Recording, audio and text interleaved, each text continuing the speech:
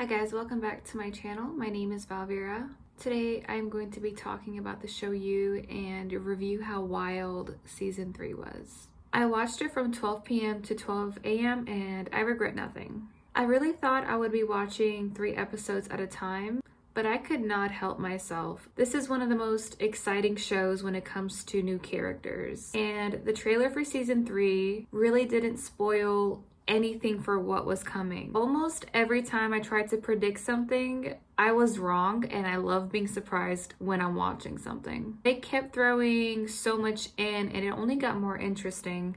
It was a little chaotic, but it still came together really well. They did go off the book a little bit, but I don't mind that they did. I do like where they're going with this. I don't know any neighbors who are as friendly as they are in this show. The first 2 seasons were insane, but not anything like the third one. Joe starts the first episode off with explaining how he only did all of this for the baby, who he thought was a girl. His heart is clearly not in it. He even says so himself many times. I think Joe wanted a girl because he was afraid that if he had a son, he would end up in an orphanage just like him.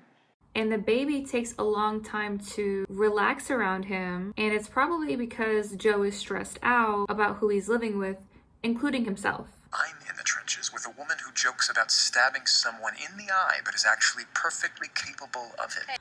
While Joe is very invasive and does cross a lot of lines, he makes much more sense to me than Love does. They really went deep into his childhood and showed how he was bullied and his inappropriate relationship with his teacher. With that on top of his mommy issues, it really explains why he is the way he is. I don't think it excuses anything he's done, but I was still rooting for him. He thinks he murders people because it's just the right thing to do. He always feels forced to do these things. And later on with his teacher, it shows that he didn't kill the man that was abusing his teacher, and he always regretted that. So whenever he has a chance to end someone's life that he knows is abusive, he does it. A couple of examples would be when he tried to protect Beck from her boyfriend in Peach. Of course, when Love does the same thing, he thinks it's fucked up. Natalie and Joe happened so fucking quickly. I couldn't believe how much happened in half of the first episode. In the end of season 2, we saw how quickly he wanted to move on from Love. And considering he wanted to kill her, I can't really say that I'm surprised. Love is basically the girl version of him, but doesn't think everything all the way through. She questions Joe more, and she's surprised that he knows so many hiding spots for a body. She really shouldn't be surprised. Love gets more obnoxious and impulsive in the season while she counts on Joe to clean up most of her messes. Love's friends in the last season told Joe that she cooks when she's happy and bakes when she's stressed, so her opening up a bakery was a red flag. She kills out of jealousy and rage, while Joe is usually more thoughtful with everything he does. This probably would have ended totally different if she had just bought a diary. Honestly, if it wasn't for Love, would anyone besides Ryan have died this season? Leave your comment below. I would love to hear your opinion. She has such a heavy reaction to Joe telling her that he basically grinded up Jasper's body at Anavrin. But what did she do with Candace and Delilah's bodies? It's safer if you don't know, okay? Love does lose it at a few points, but the first time she loses it, she questions why Joe doesn't love her anymore. And they told their therapist about that night, leaving out the most important details, of course. It's also as if Love forgot that Joe was very close to killing her. And I think Joe fell out of love with her when he found out she was capable of butchering people, even though he's also capable of the same thing. They both think they're doing the right thing, and I for sure don't see Love as more psychotic. Oh, I'm the psycho. She just has a rich family and she's used to her messes being cleaned up for her. Joe is just more calculated and has a lot more experience in that area. When they started going to therapy, I had a feeling they wouldn't last long because, well, they're murderers and they can't really be completely honest.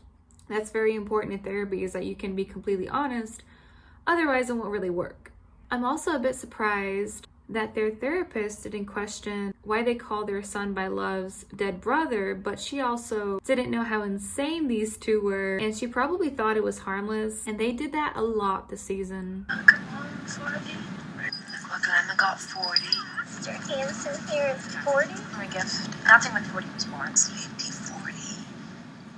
They both go so back and forth trying to be this team for their kid, but they should not even be together.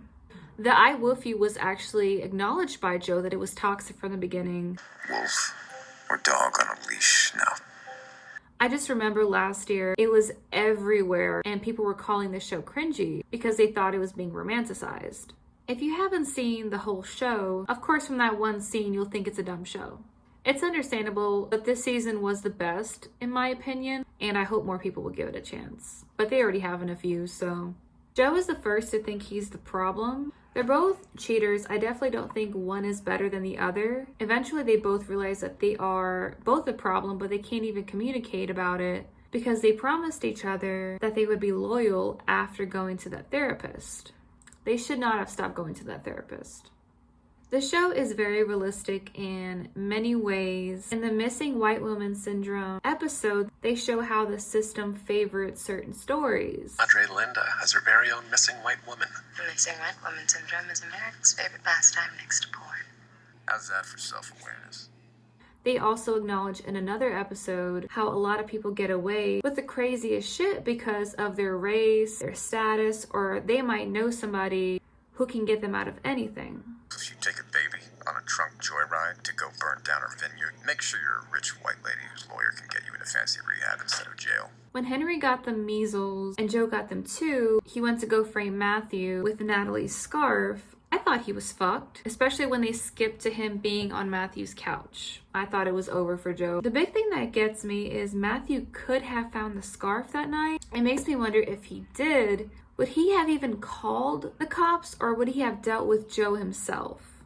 Because when Matthew finds Joe tied up in their house, he threatens to kill him. Yes, he's pretty drunk, but he still threatened to kill him. And he didn't even know everything that happened. Matthew definitely saved Joe's ass when he didn't call the cops. Matthew really had no idea what he was doing, but it really came in Joe's favor. We don't really know much about Matthew since he is very closed off, even to Theo. In the end of the third season, their relationship does get better, but it takes a while. Matthew obviously doesn't do everything by the book, and he paid a lot of money to get all of that footage from all the cameras around town, so he's not afraid to break any rules. I'm not going to talk much about Gil. He's why Henry and Joe got sick. He really didn't even own up to it. He basically said, sorry, but really I did you a favor. And of course this isn't real life, but it's very inconsiderate. And he has so much faith in his son, who turned out to be a sex predator because he let it slide the first time that he found out about it. He was just a very weak person to me, but it worked out in Joe and Love's favor. I've been seeing a lot of people, they loved Sherry and Carrie the most. I didn't until like the last 5 minutes of the last episode. They're just your typical entitled people who throw a party in the middle of a pandemic. Sherry had to post an apology video in August 2020 after it was discovered that she had a massive party while the rest of us were home clutching hand sanitizer.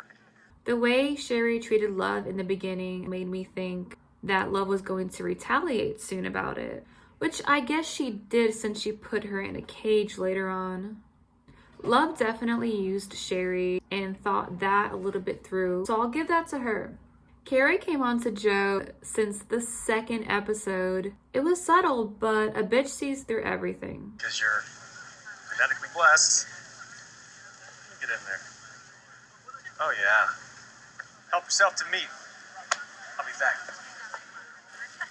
I'll give the wife a little you-know-what later, and she'll just lose all memory of this. Seriously, though, don't even worry about it. When Carrie killed that squirrel in the forest and threw it, I felt like Joe was going to do something to him. And Carrie did kind of force Joe to punch him, but I really didn't think that Carrie was going to survive that fall.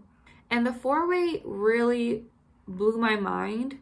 They just threw so much in the season without making it cringy or hard to watch.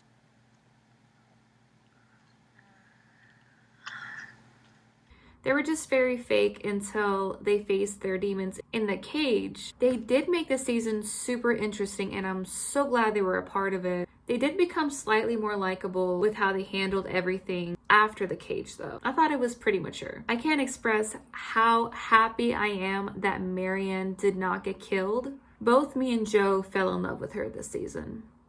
At first he was using her, but he had his charm on without even realizing it. Interesting. Keep her talking. So, you're an artist? I'm a librarian who draws. Well, looks like more not to me. They dropped hints that she thought he was cute, but I couldn't tell for sure if they were going that way with them. Bathroom's that way. Yeah.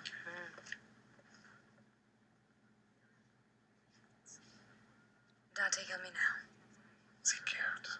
This necklace thing. A nervous habit? Why would you be nervous unless it couldn't be about me? They formed a friendship before they even kissed, so it seemed like he was trying to be healthy, but he couldn't be honest with Love about it because, well, she's killed all his past lovers. Him telling Marianne that he killed somebody when he was a kid was shocking because I don't think he's ever trusted someone like that before. Whenever someone finds out about him being a murderer, they either end up dead or married to him. Marianne also kept turning Joe down, but when they slept together, she thought he was a single man because that's what he told her. I do understand Joe's lack of communication with Love completely. It probably saved Marianne's life in the end. But I was really surprised that she lived, and I hope we see more of her. I do wonder though, will Marianne tell the cops Joe is alive if they do find each other? I'm sure she knows about him dying, so what will his explanation be if he finds her? And with Henry missing, how is he going to explain that to her too? Like, I would have so many questions. They even threw a pregnancy scare in this season, and this is when Love starts spiraling since she felt guilty for cheating, but both her and Joe feel pretty trapped. When Love messaged 40 and started drinking after her fight with Dottie, she hallucinates and sees 40, who tells her that Theo is very similar to him. I personally always found her relationship with 40 a bit creepy. I was weirded out when she entertained Theo, but he is the one who kept pursuing her. Her mom did also say that she just wanted someone else to save after 40 died. Some scenes with Dottie were pretty intense, especially when she was in the drive-thru with the baby. I really thought Henry was going to die with how she pulled out of that drive-thru.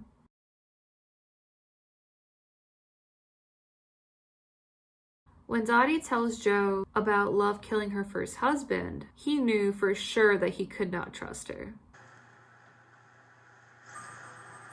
Like a young Gregory Peck. At the end of their four-way with Sherry and Carrie, Love realized Joe was thinking about someone else while Sherry was on top of him. She realizes that he's cheating on her, but she's acting as if she hasn't. When Love yelled that she killed Natalie, I knew I was completely done with her. I'm surprised they did not take more precaution walking back to the room with Sherry and Carrie, but then again, they had been dealing with so much.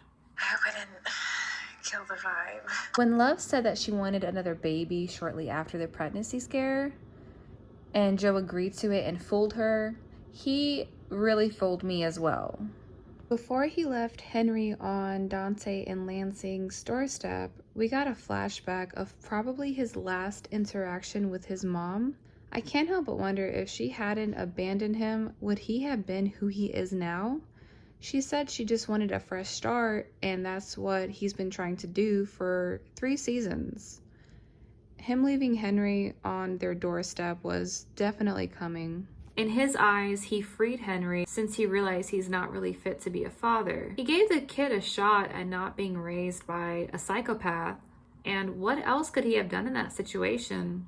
I saw some comments on Instagram about Joe being in the wrong for killing Love. It sounds like pretty privilege to me, since Love killed multiple people because she was impulsive and jealous. They were not soulmates, they are both serial killers, but Joe had more common sense most of the time. There's also people saying that they only had Love cheat to have Joe seem less evil, but that makes no sense. She killed her first husband, and we don't even know if she cheated on him too. It's not as if her and Theo weren't coming either. It was planned, and it took a while and a lot of build-up for them to sleep together. She also has sex with Theo in her house after Joe basically turns her down for head, so she doesn't feel wanted. Theo makes her feel alive in a way, and it wasn't just carelessly thrown in this season. Both Joe and Love aren't evil, they just don't know themselves without their trauma. There's nothing wrong with how they painted out Love, but she is a fictional character, and I'm gonna call out what I see. She's just such a beautiful and talented actress, and I think people just wanted to see more of her. But she is not taking over Joe's show, not with that level of rage. She killed her first husband, so why wouldn't Joe protect himself? They only got married for the baby, and he realized that slowly throughout the season, but she never realized that since she continuously lied to herself. Someone had to be the bad guy, and Joe has always been that. She doesn't have my love, but neither does Joe, but I was leaning slightly towards Joe the whole time. If she had gotten herself a journal, she probably would be alive. The way it all pieced together was so great, and anytime some new crisis happened, there would always be a reason or two for it. Joe has done it again, and I'm wondering, with Love out of the picture, is he just going to keep making the same mistakes? He seems to want to end his cycles, but his past will probably keep coming up. I do hope we see Ellie in season 4. Joe did mention her a couple times because he was going to mail her a book for money. He was a bit busier than usual this season. I think it'd be interesting to see where she's gone. I might be doing a review on the first 2 seasons, but I haven't made up my mind yet. The season really just blew me away, and I wanted to make a video about it. Subscribe and like the video if you enjoyed it, and feel free to leave a comment. Thank you for watching.